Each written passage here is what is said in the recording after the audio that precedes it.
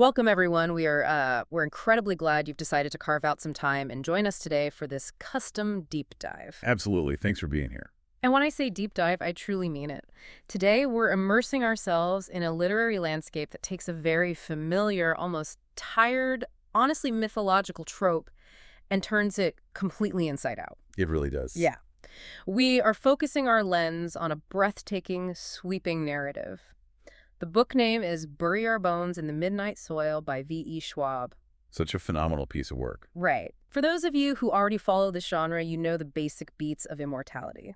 But our mission today is to move past that surface-level plot and really unravel the 500-year-long architectural design of this story. Which is where the real genius of the book lies. Exactly. We're looking at immortality not as a superpower, but as a slow, agonizing decay of humanity.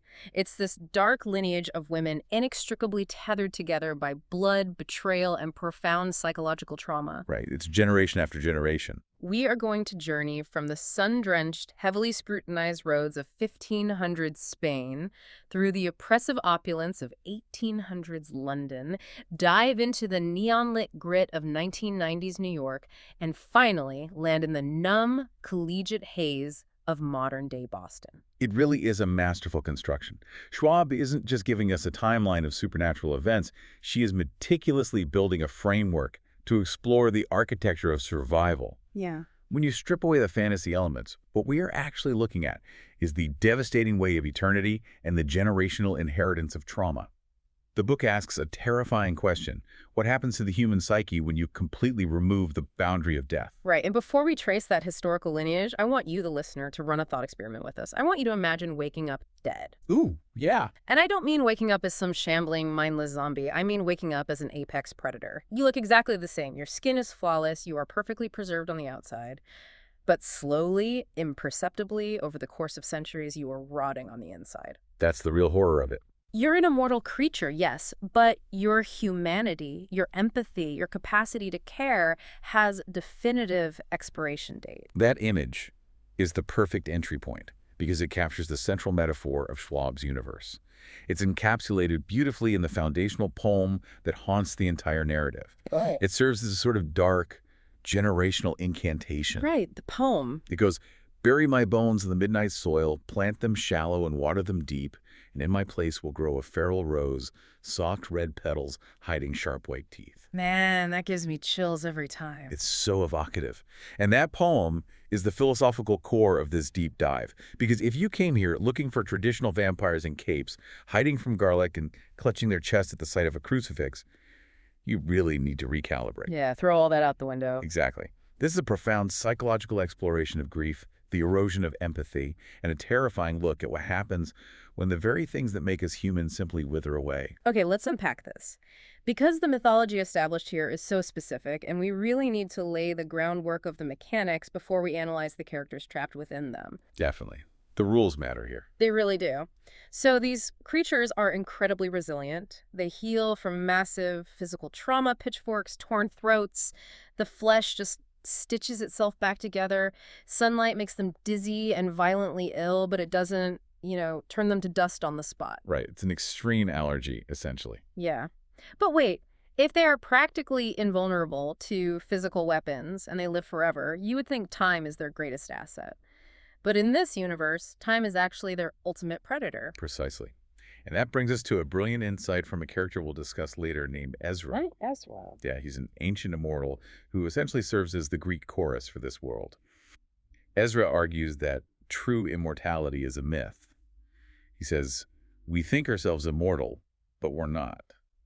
All things get hollowed out by time, including us." It's such a bleak perspective. But an accurate one for this world.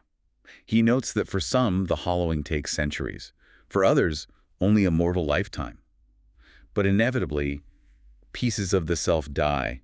The compassion, the affection, the humility, the genuine care for another living being, they drop away like petals. Until all that's left is the stem and the thorn. Exactly. The raw hunger and the urge to hunt. But let me push back on that for a second. Is that biological, or is that just the ultimate metaphysical burnout? Because you, as a listener, know what it's like to experience compassion fatigue, right? Oh, sure. It takes immense energy to care deeply about people. Now, Scale that up. Imagine having to care about human lives when you live so long that a human lifespan flashes by like a mayfly. Right, it's nothing to them. A human lives for 80 years. To a 500-year-old entity, that's a long weekend. It seems to me it becomes psychologically impossible to maintain empathy. The brain literally has to shut it off to survive the boredom and the loss. So is it a curse, or is it just a sociological inevitability of outliving your context? That is the exact tension Schwab is playing with. We desperately want to apply human morality to a post-human entity. Yeah. Ezra points out that the older immortals constantly try to find ways to hold on to who they were. They try to appreciate the smell of fresh-baked sourdough, or they collect mundane human tokens, or they desperately cling to mortal lovers, hoping it will anchor them. But it doesn't work. No, it's a losing battle against what the poem calls the midnight soil. It's an active, corrosive decay. They don't just forget how to care. The capacity to care physically and mentally rots out of them. And speaking of soil, we have to talk about their most visceral, terrifying vulnerability, which ironically isn't a holy relic, it's grave dirt. Yes, the literal earth of the dead. If they touch it or even breathe it in, they become violently, horribly ill. It's not a mild reaction. It physically shrivels their lungs. It turns the veins beneath their skin a necrotic black. It's gruesome. It causes their blood to pool in their eyes and initiates an aggressive, rapid decay of their form. It violently pulls them back toward the death they cheated. If we connect this to the bigger picture, the symbolism here is staggering. We're dealing with beings who have stepped completely outside the natural cycle of life and death. Right. They have cheated the earth of their bodies. Therefore, the actual earth of the dead, the grave dirt, violently rejects them. But on a deeper thematic level, grave dirt represents the past. It represents mortal sorrow and human grief. The ultimate tether. Exactly. The poetic justice is that they cannot tether themselves to the mortal past, to the graves of those they supposedly loved, without being physically poisoned by it. The midnight soil from the poem is a metaphorical space where they grow as predators. But the actual soil of a graveyard is toxic because it demands the one thing they refuse to give their own end. That is such a brilliant inversion of the earth as mother trope. Yep. Here, the earth is a cheated creditor coming to collect. That's a great way to put it. And that deeply symbolic vulnerability perfectly sets the stage for our first major character, the progenitor of this entire dark lineage. We are going back to the year 1521 to Santo Domingo de la Calzada in Spain. Which is not an arbitrary setting. Santo Domingo sits right on the Camino de Santiago, the famous Pilgrim's Road. Right. In the 1500s, this is a place defined by transient populations, by people seeking miracles, doing penance, or trying to cleanse themselves of profound sins. It is a town drenched in religious scrutiny and the constant reminder of human mortality. And in the middle of all this pious suffering, we meet Maria, a fiercely rebellious 10-year-old girl who could not care less about penance. She really couldn't.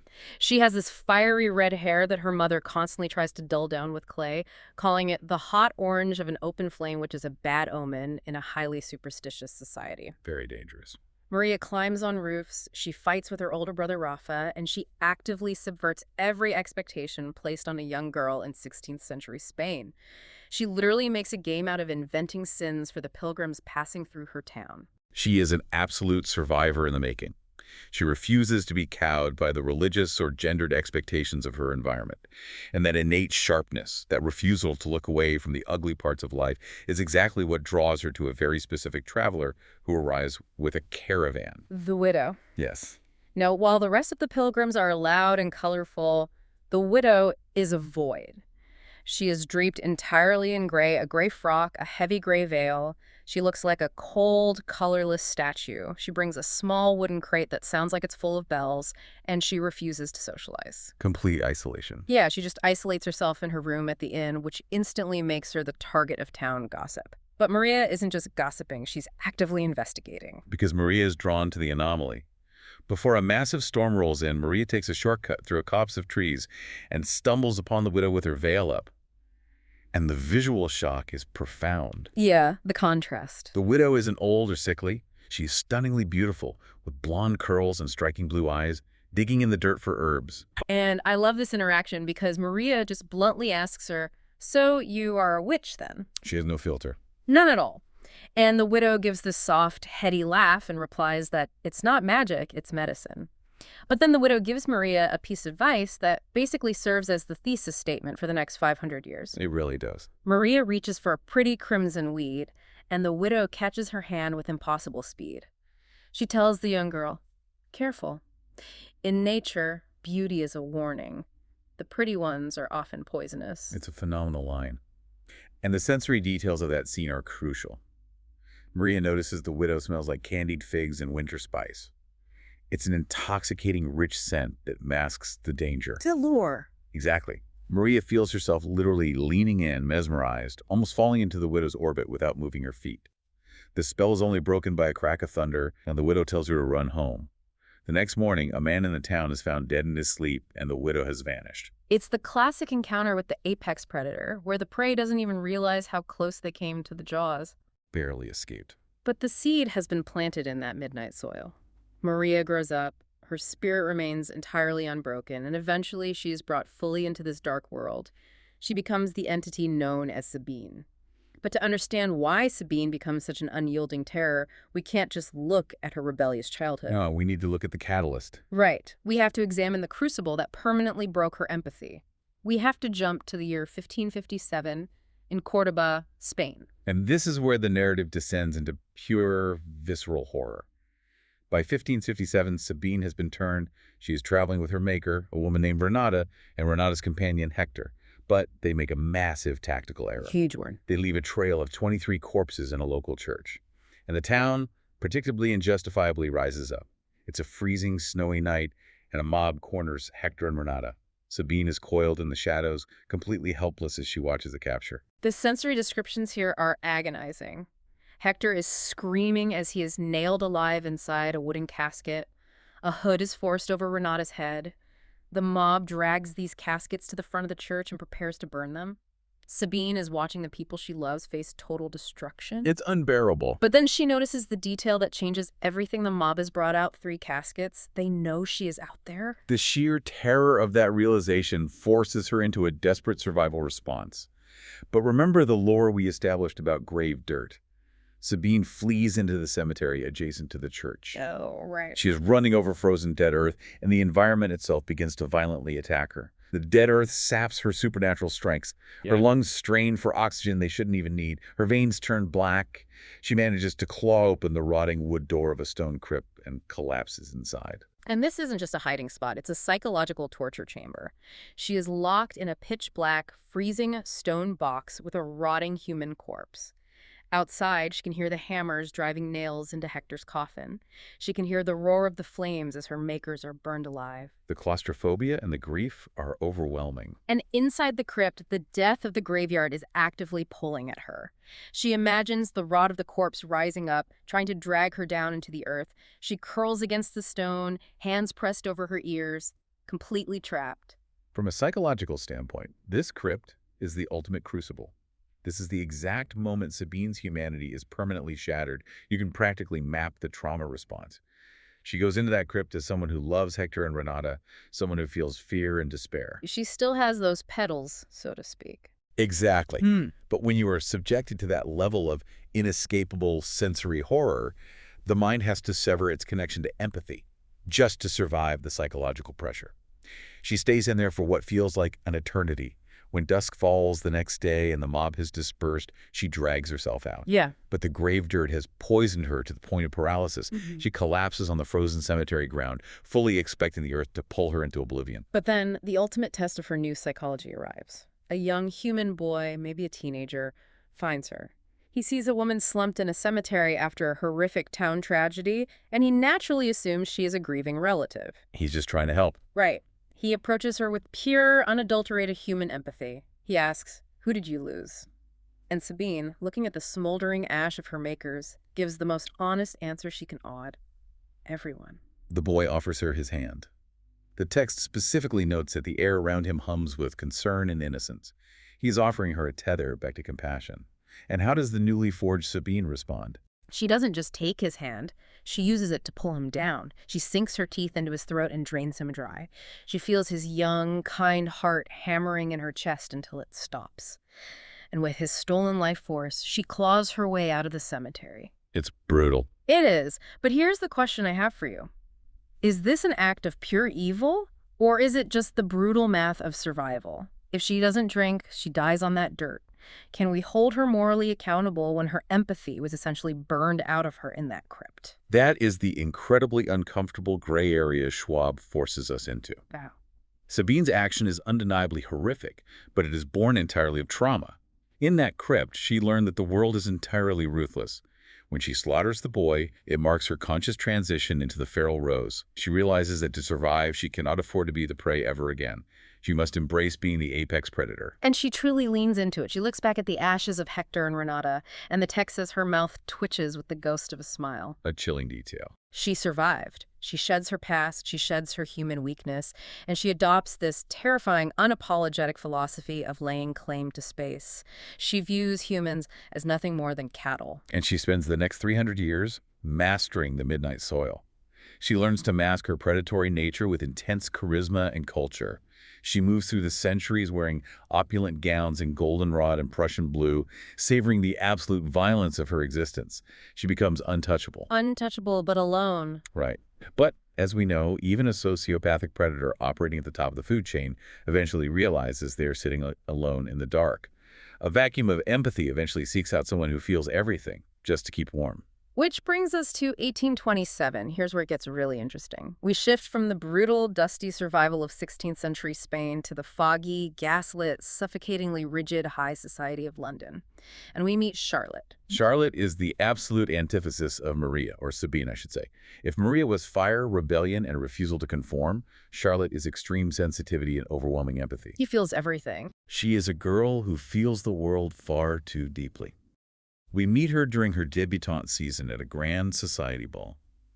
And Charlotte is essentially drowning in the room. She feels the anxieties, the judgments, the microscopic social pressures of everyone around her. Her mother even warned her about it. Yes. Her mother said, "Some people keep their heart tucked so deep they hardly know it's there. But you have always worn it like a second skin. It will make your life harder, but it will also make it beautiful." But right now at this ball, it's just making her miserable. The expectations placed on women in 19th century high society were a different kind of crypt. Oh, that's a good comparison. It was a gilded cage where a wrong word could ruin your life. Charlotte is suffocating under it. She slips away into an empty, shadowed room just to catch her breath. And out of the shadows steps a woman in a stunning violet gown. Sabine. Sabine steps in and instantly recognizes Charlotte's overwhelm. Sabine, who is entirely unbound by the rules that are crushing Charlotte, appears as an absolute savior.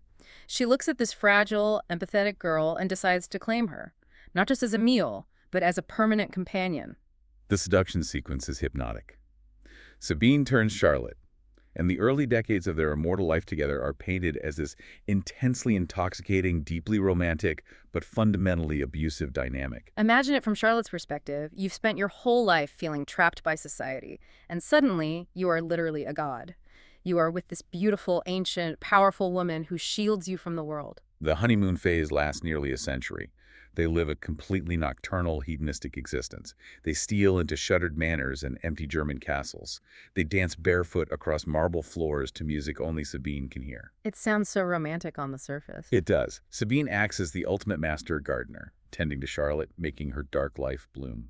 Sabine whispers that poem, "Bury my bones, the midnight soil," into Charlotte's skin like a promise. Charlotte feels completely safe. But, as Ezra warned us, you cannot outrun the rot.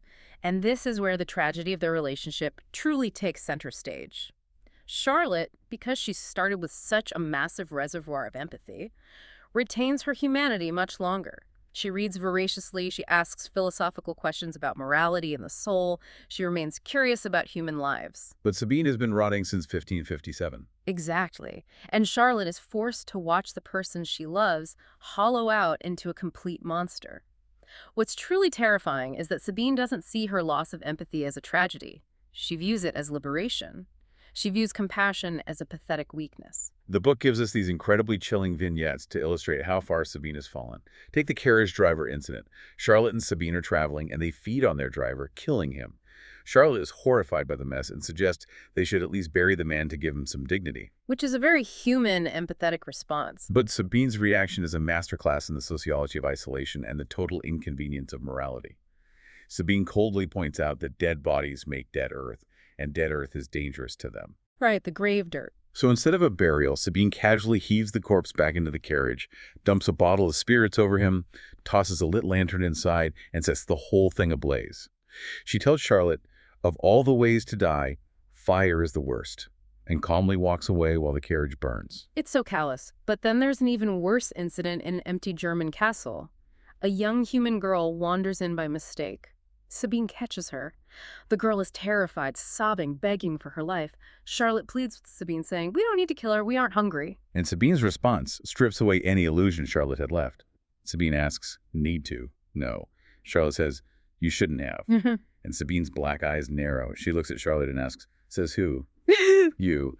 And then, simply to exert dominance, simply because she can, she casually snaps the human girl's neck. Just for sport, it forces the reader to ask, is human empathy innate, or is it just a byproduct of our shared vulnerability? Once Sabine realizes she has zero moral consequences, morality isn't just compromised, it's completely discarded. Sabine even mocks Charlotte, calling her my fragile-hearted girl. That is the breaking point for Charlotte. It is the ultimate narrative about the horror of outgrowing a partner who's become fundamentally toxic. Charlotte realizes that if she stays with Sabine, she will either be destroyed by her, or worse, the proximity to that level of sociopathy will cause Charlotte to become exactly like her. So Charlotte executes the hardest decision imaginable. After a century of shared existence, she waits until Sabine is asleep, and she runs. The text beautifully compares her to Orpheus fleeing the underworld, knowing that looking back means death. And this initiates a century of profound isolation for Charlotte. From the late 1800s straight through the 20th century, she is a fugitive. She knows Sabine is a relentless hunter. So Charlotte lives in a state of enduring hypervigilance. She never puts down roots, bouncing from Oslo to Prague to Berlin, Boston, Chicago, New York. But she remembers Ezra's warning. She is terrified of her own petals dropping away. So how does an immortal fugitive stay tethered to humanity without giving Sabine a target to use against her? It's a tricky balance. It really is. Charlotte develops a system. She takes brief, intense one-night lovers. She knows that if she forms a long-term attachment, she will either have to watch that person age and die, or she will be tempted to turn them. And she absolutely refuses to inflict this curse on anyone else. So she engages in these fleeting connections. She meets girls in diners in Nashville, bars in St. Louis, on bridges in Chicago. She spends one night with them, warming her hands by the fire of their humanity, and then she leaves before dawn. And she records them. She carries around a battered paperback copy of Donna Tartt's The Secret History, which, by the way, is such a brilliant thematic Easter egg by Schwab, considering that book is also about an isolated, morally decaying group of people holding on to a dark secret. Oh, totally. The layers are fantastic. In the blank back pages of that paperback, Charlotte writes down fragments of these girls. Maddie, the bluest eyes I've ever seen. Jess, freckles like stars across her cheeks. Chloe, rings on every knuckle. It's heartbreaking. She is meticulously cataloging the lives she didn't ruin. It's her anchor to her own compassion. But human nature, even in an immortal, craves stability. In the year 1994, in the gritty, neon-lit landscape of New York City, Charlotte finally breaks her own rule. She meets Penny, a girl who works nights at a bodega and loves books. And Charlotte is just so exhausted, so profoundly lonely from a century of running, that she lets her guard down, she falls in love, she lets Penny stay. Which is exactly the opening Sabine has been waiting for. Sabine is the ultimate patient hunter. She tracks Charlotte to New York. But Sabine doesn't just attack Charlotte directly. She orchestrates a psychological violation designed to utterly break Charlotte's spirit. Charlotte comes home to their apartment with a bouquet of flowers, unlocks the door, and the sensory shift is immediate. She smells the copper. There is blood smeared on the doorknob, on the stairs, on the walls. She walks into the bedroom, and Sabine is standing there, dripping in Penny's blood, wearing this dreamy, sociopathic smile. Penny is dead on the bed. And Sabine's justification is where the true horror lies. She doesn't frame it as revenge. She frames it as an act of profound devotion. Sabine tells Charlotte, "I knew you were scared to do it, so I had to, because I didn't want you to be lonely, and now you won't be." Sabine claims she saved Charlotte from the tragedy of having to watch Penny age and rot. It's the most twisted, manipulative logic imaginable. Sabine knew exactly how to inflict maximum emotional damage. Sabine knew Charlotte refused to turn anyone, so Sabine forced the issue to prove that their dark, toxic bond was inescapable. And Charlotte's reaction is visceral. She goes out to the roof of that New York apartment building and unleashes a guttural, earth-shattering scream into the city night. That scream is the sound of Charlotte's remaining petals being violently ripped away. After that night, Charlotte completely reinvents herself. She drops the name Charlotte. She adopts the alias Lottie. A total severance from her past. Yeah, she buries herself deep underground, completely severing her ties to humanity, hiding from Sabine, and trying to salvage whatever fragments of her psyche remain. Which perfectly sets the stage for our final modern timeline. We are jumping forward 25 years to 2019. We are in Boston, Massachusetts, and we are introducing a brand new piece to the board, an 18-year-old college student named Alice. Alice represents the mortal foil to all this immortal decay. She is a young woman completely submerged in grief. And we have to examine her background in Hawkesbury, Scotland, because Alice's relationship with her family is the emotional gravity of the entire narrative. It's the anchor of the book. She has a father, a stepmother named Eloise, a little half-brother named Finn, but her true north was her older sister, Caddy. Caddy was a force. 2 years older, fierce, fiercely protective, rebellious, and desperate to escape their small Scottish town. They shared a bedroom, they shared their deepest secrets. Caddy used to call Alice Bones because Alice slept curled up in a tight ball with her knees to her chest. They were everything to each other. And then the abruptness of Myrtle tragedy strikes. Caddy is hit by a car in Glasgow, killed instantly at 17. The way Schwab writes the aftermath of this loss is suffocating. The funeral scene in Scotland is so incredibly evocative. It is pouring rain, a relentless, freezing Scottish storm. The cemetery is turning to deep mud. Everyone is holding on to each other, sobbing, but Alice is completely numb. She's just standing there, gripping her umbrella, her boots sinking deep into the wet earth. She feels entirely hollowed out. And at that funeral, her stepmother, Eloise, gives her a very specific gift. Yes, the vial. Eloise has taken a tiny scoop of dirt from Alice's biological mother's grave and put it in a small glass vial on a gold chain. Eloise tells Alice, "This way, wherever you go, she'll be with you." What's fascinating here is how Schwab takes the literal mechanical lore of the fantasy world and binds it directly to the emotional reality of the protagonist.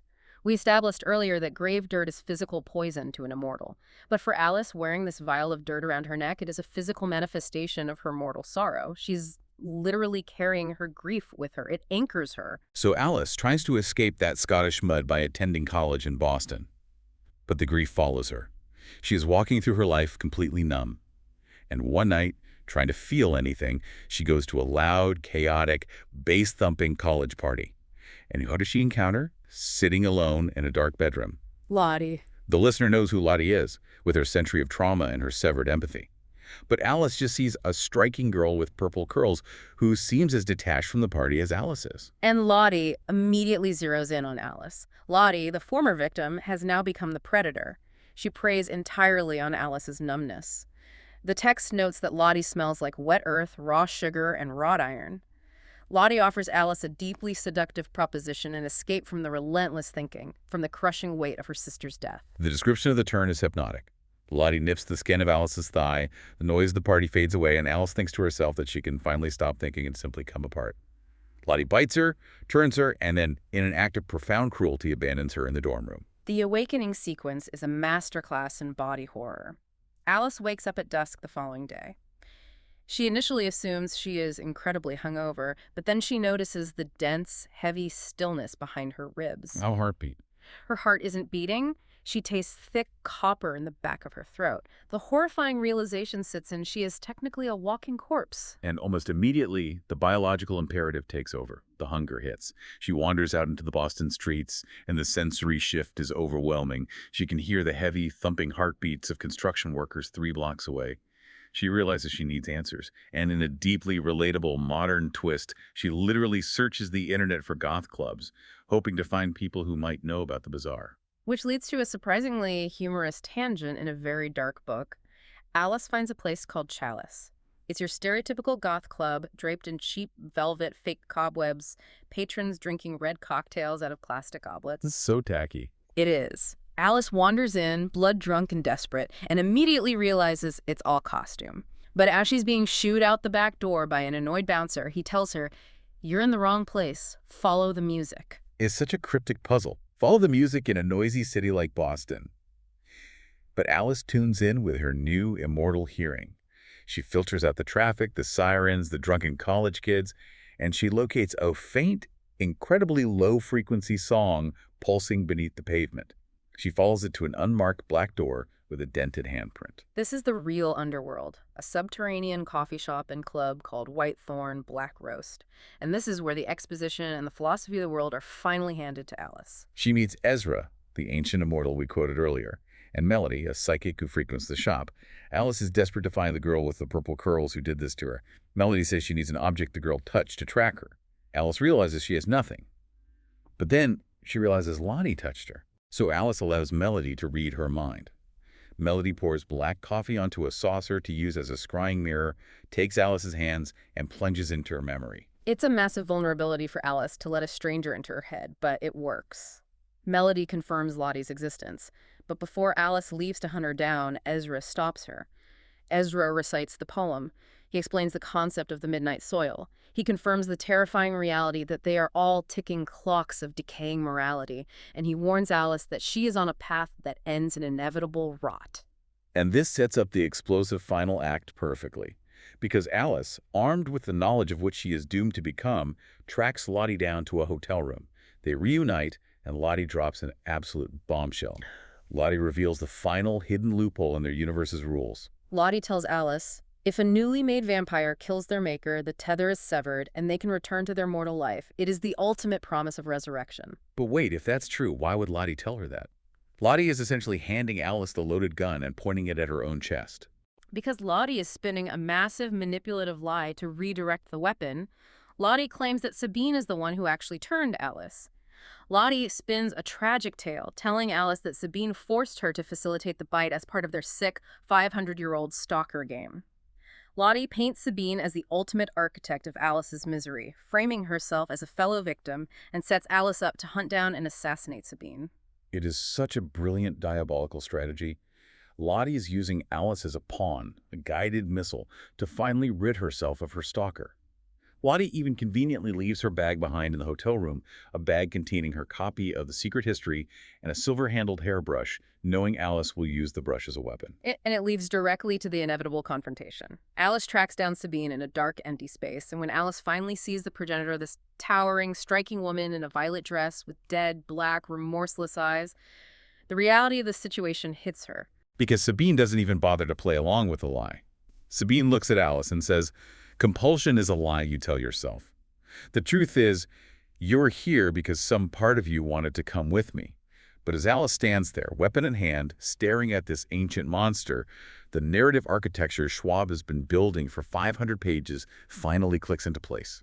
Alice has a profound epiphany. She realizes that the voices in her head, Lottie's frantic, victimized lies, and Sabine's cold, sociopathic truths are tangling together.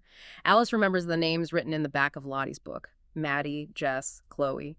She remembers the tragic story of Penny in 1994, and she connects the dots. Sabine didn't force Lottie to turn Alice. Sabine is a monster, absolutely, but she wasn't the monster who killed Alice. So what does this all mean for the climax? It means Alice realizes that Lottie turned her not out of duress, not because Sabine made her, but out of profound selfish loneliness. Lottie, despite a century of running, despite all her rigid rules and her fleeting one-night stands, has finally succumbed to the midnight soil. Her empathy is completely eroded. Exactly. She sacrificed an innocent, grieving 18-year-old simply so she wouldn't have to face eternity alone anymore. Charlotte, the sensitive, fragile-hearted girl from 1827 London, is completely gone. Lottie is the monster in Alice's story. And the anger that realization sparks in Alice burns through all the hollow numbness of her grief. She doesn't attack Sabine. She turns around, tracks Lottie down to the unfinished, dusty concrete floor of a high-rise building, and she attacks Lottie. And Lottie's reaction in that moment is incredibly telling. When Alice confronts her and drives the silver hairbrush toward her chest, Lottie drops the entire act. The sweet, confused, victimized girl vanishes in an instant. The mask falls off, and underneath is an apex predator. The woman who danced through stolen castles and survived a century of ruthless hunting, Lottie fights back with terrifying ferocity. She thrashes, she claws, she tries to scramble away across the concrete. But Alice has a massive tactical advantage. Remember the vial of grave dirt from her mother's grave? Oh, the vial, yes. During the physical struggle, Alice shatters it, scattering the remnants of the dirt onto the floor. Lottie is breathing it in. The grave dirt is aggressively shriveling Lottie's lungs, turning her veins black, dragging her physical form down toward the death she has evaded for 2 centuries. It weakens her just enough. Alice overpowers her. She pins Lottie to the concrete. And with all the crushing weight of your stolen life and all the furious power of her unresolved grief, Alice drives the silver-handled brush up between Lottie's ribs, straight into her heart. The light flickers out in Lottie's eyes. And the physical collapse is immediate and grotesque. Lottie's body stiffens, and then it literally crumbles beneath Alice's weight. She dissolves into a pile of damp ash, bone splinters, and debris. It just looks like a heap of red earth with a silver brush sticking out of it. And Alice, completely exhausted, covered in the ash of her maker, sags back. She looks at the remains of the woman who ruined her life, and she whispers the opening lines of the poem that started it all. Bury my bones. She presses her palms to her eyes, stands up, and walks away. She steps into the elevator, heading back down toward the street level, back toward the messy, painful, beautiful reality of the mortal world.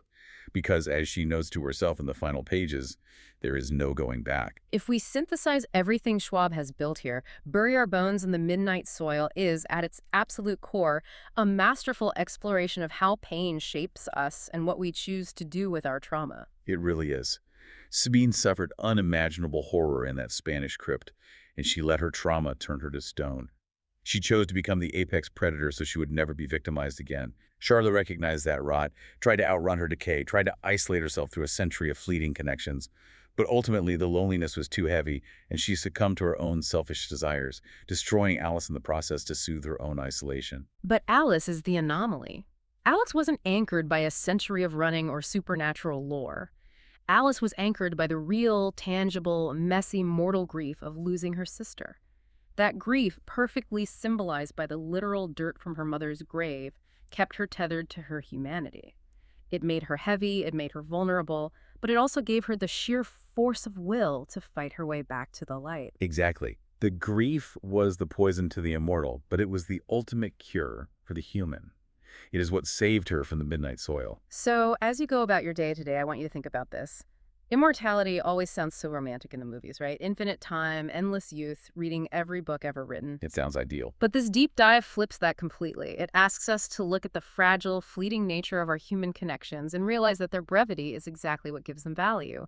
The fact that things end, the fact that we age and lose and grieve, is the very mechanism that makes our compassion and our love so beautiful.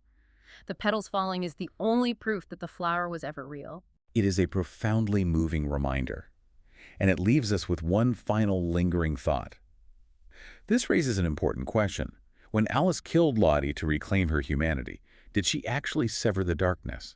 Or did the act of pinning a woman to a concrete floor and driving a silver brush into her heart prove that a feral rose will always leave its thorns behind in the soil? Did Alice completely survive the midnight soil, or did she bring a piece of that rot back with her into the light? Oof. That is absolutely something to chew on. Thank you so much for joining us for this incredible journey through the dark today. Keep asking those hard questions, keep looking beneath the surface of the stories you read, and we will catch you next time for another deep dive.